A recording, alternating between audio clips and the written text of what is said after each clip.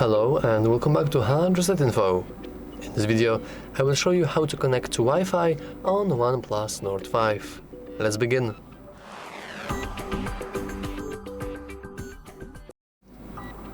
First, you want to expand your control center. Then you want to press and hold onto the Wi-Fi icon. And just for convenience, we can go with more settings. Now, you want to make sure that your Wi-Fi is enabled. After you have done that, you want to simply scroll through here and locate your network.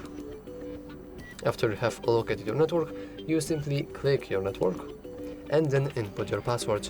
If you don't know where your password is, you can always simply check your router. Usually it's in some sort of sticker form below or next to the router itself. And now we want to input our password. Just like that. Alternatively, you could ask someone from your family or your co-workers to enable the QR code from the network so you can simply scan it in and log in this way. But as you can see, I have successfully input my password. I will now hit save, and if the password is correct, we should be connected to Wi-Fi. Great! And yeah, that's all for this video. If you found it useful, make sure to leave a like, subscribe, and as always, thanks for watching.